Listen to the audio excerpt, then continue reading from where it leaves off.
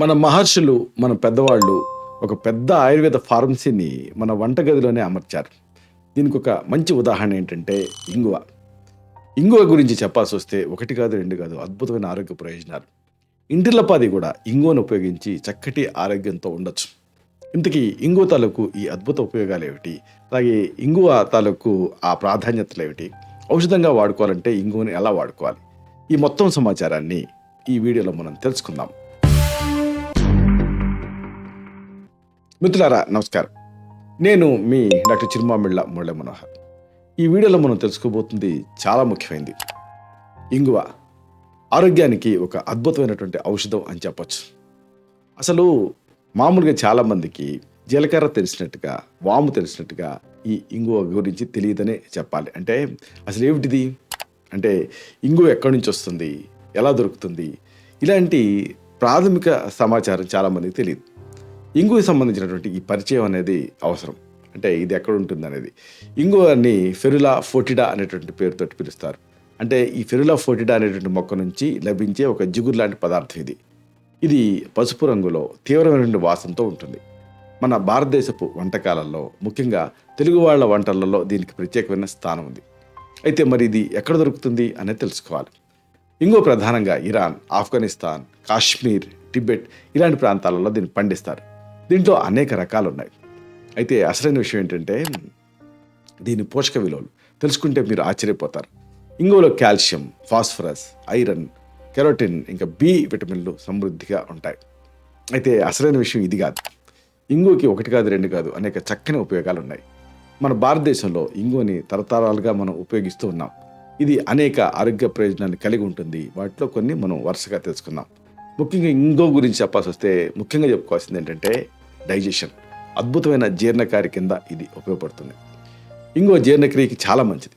ఇది కడుపును శుభ్రం చేస్తుంది, పేగుల్లో ఉండేటువంటి నొప్పిని తగ్గిస్తుంది, అలాగే కడుపు ఉబ్బరింపుని ఇలాంటి వాటిని కూడా తగ్గిస్తుంది. బ్లోటింగ్కి ఒక పాశుపతాస్త్రంలాగా పనిచేస్తుంది ఇది. అయితే దీన్ని ఎలా వాడుకోవాలి? ఒక చిటికెడు ఇంగువని అంటే సుమారుగా 0.25 to 0.5 గ్రామ్స్ అంటే 500 మిల్లీగ్రాములు మాత్రమే ఇంత ఇంగువని తీసుకొని గోరువెచ్చని నీళ్ళకి కలిపి రోజుకి 1 లేదా 2 సార్లు ఇంటర్నల్గా తీసుకుంటూ ఉండాలి. లేదా మరొక పద్ధతి ఏంటంటే వంటల్లో ఉపయోగించవచ్చు. ఇది జీర్ణ సంబంధ సమస్యల్ని తగ్గిస్తుంది. ఇక ప్రత్యేకంగా దీని గురించి చెప్పాల్సి వస్తే నరాల గురించి చెప్పాలి. నరాలకు ఇది ఒక అద్భుతమైన ఔషధం కింద పనిచేస్తుంది. ఇంగువని ఈ నరాల సంబంధ వ్యాధులు అన్నింటిలోనూ ఒక ఆహార ఔషధం కింద వాడుకోవచ్చు. నరాలకి బలాన్ని ఇస్తుంది. ఇది నిద్రని కూడా స్టిమ్యులేట్ చేస్తుంది. అయితే దీన్ని ఎలా వాడుకోవాలి? ఇంతే సేమ్ ఒక చిటికెడు ఇంగువని అంటే సుమారుగా ఒక 250 మిల్లీగ్రామ్స్ టు 500 మిల్లీగ్రామ్స్ అంత డోస్లో తేనెతోటి కలిపి రాత్రి పడుకునే ముందు దీన్ని తీసుకోవాలి ఇంగువని. ఇది నరాల బలహీనత తగ్గిస్తుంది, అలాగే నిద్రని చక్కగా ఇంప్రూవ్ చేస్తుంది. గాఢమైన నిద్ర మీ సొంతం అవుతుంది. అయితే అసలైన ఉపయోగం దీనికి మరొకటి ఉంది. ఇది శ్వాసకోశ వ్యాధులకి ఒక అద్భుతమైన చికిత్సగా ఉపయోగపడుతుంది. మామూలుగా హైదరాబాద్ చాప్ మందు ఫేమస్ కదా, కానీ వెజిటేరియన్స్ మాట ఏమిటి అంటే ఇంగువనే వాడతారు. ఇది సెంట్రల్ గవర్నమెంట్ రీసెర్చ్ ఇన్స్టిట్యూట్ కూడా ఈ ఇంగువని ఇలాగా రెస్పిరేటరీ ఎలర్జీస్ని తగ్గించడానికి, ఆస్మాని ట్రీట్ చేయడానికి ఉపయోగించవచ్చు అని రికమెండ్ చేసింది కూడా. అంతటి చక్కటి ఉపయోగం దీనికి ఉంది. ఇంగువని బ్రాంకైటిస్, ఆస్మా ఇలాంటి శ్వాసకోశ వ్యాధుల ట్రీట్మెంట్లో వాడచ్చు. అయితే దీన్ని చిన్న ఇంగువ ముక్కను తీసుకోండి, దీన్ని పొడి చేయండి. పెనం మీద వేడి చేస్తే పొంగి పొడి అవుతుంది. ఇలాంటి ఈ ఇంగువని తీసుకొని దీన్ని 2 చెంచాల తేనెతోటి, అలాగే తెల్ల ఉల్లిపాయ రసంతో, తమలపాకుల రసంతో కలిపి రోజుకి 2 లేదా 3 సార్లు ఇంటర్నల్గా తీసుకుంటూ ఉండాలి. ఇది శ్వాసకోశ సమస్యలకి ఒక అద్భుతమైన ఔషధం కింద పనిచేస్తుంది. అంతేనా, ఇంగువకి సంబంధించి ఇంకొక అద్భుతమైన ఉపయోగం ఉంది. చాలామంది మహిళలు హిస్టీరియా సమస్యతో బాధపడుతూ ఉంటారు. ఇలాంటి హిస్టీరికల్ అటాక్స్ తోటి బాధపడే వాళ్ళు సింపుల్గా ఇంగువని వాసన చూస్తే మంచి రిలీఫ్ లభిస్తుంది. కొద్దిగా ఇంగువని ఒక గుడ్డలో చుట్టి గాఢంగా గాలి పీల్చాలి. ఇది ఆ హిస్టీరియా తాలూకు లక్షణాన్ని తగ్గిస్తుంది. అంతేనా, దీనికి ఇంకొక మేజర్ యూజ్ ఉంది. ఇది లైంగిక పటుత్వం కోసం కూడా ఉపయోగపడుతుంది. లైంగిక పటుత్వం తగ్గినప్పుడు ఇంగువని ఉపయోగించవచ్చు. ఎలా ఉపయోగించాలంటే మర్రి పాలల్లో ముందు తేనె కలిపి దీనికి కొద్దిగా ఇంగువని ఇంతకుముందు చెప్పుకున్నట్టుగా 250 మిల్లీగ్రామ్స్ టు 500 మిల్లీగ్రామ్స్ డోస్లో ఇంగువని వేసి రెగ్యులర్గా ఒక 40 days పాటు రోజుకు ఒకసారి తీసుకుంటూ ఉండాలి. ఇది లైంగిక పటుత్వాన్ని పెంచడానికి సహాయపడుతుంది. అసలైన ఉపయోగం దీనికి ఒకటి ఉంది.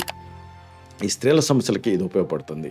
అంటే ఫిమేల్ డిజార్డర్స్, విమెన్ ప్రాబ్లమ్స్ అందరిలో అన్నిట్లోనే దీన్ని వాడచ్చు.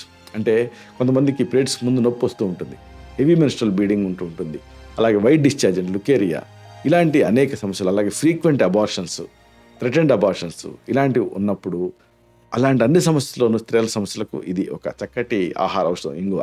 ఈ సమస్యతో బాధపడుతున్నప్పుడు మహిళలు ఒక నెల రోజుల పాటు రోజు 3 లేదా 4 సార్లు ఈ ఇంగువని తేనె, మేకపాలతో కలిపి తీసుకోవాలి. ఒకవేళ మేకపాలు లేకపోతే మామూలు పాలు. అయితే దీని డోస్ ఎంత అంటే ఇక్కడ కాస్త పెంచవచ్చు. అంటే 500 mg to 1 gram వరకు కూడా దీన్ని ఇంగువని తీసుకోవచ్చు. తేనె, మేకపాలతో కలిపి తీసుకోవాల్సి ఉంటుంది. ఇది మహిళల్లో ఆ ఈస్ట్రోజన్ హార్మోన్ పైన ప్రభావం చూపిస్తుంది. ప్రసవానంతరం వచ్చేటటువంటి జీర్ణ సంబంధ సమస్యలకు కూడా ఇంగు ఒక అద్భుతమైన యాంటీడోట్ కింద పనిచేస్తుంది.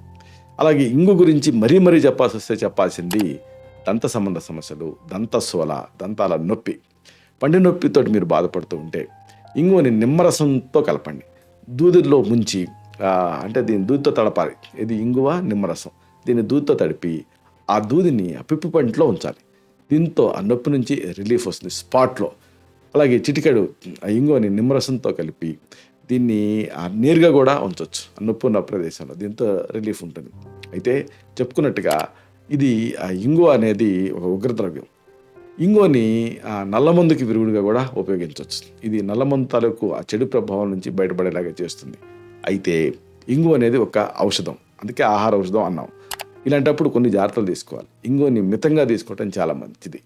ఎక్కువ మొత్తాల్లో తీసుకుంటే కొన్ని దుష్ప్రభావాలు కలిగే రిస్క్ ఉంటుంది.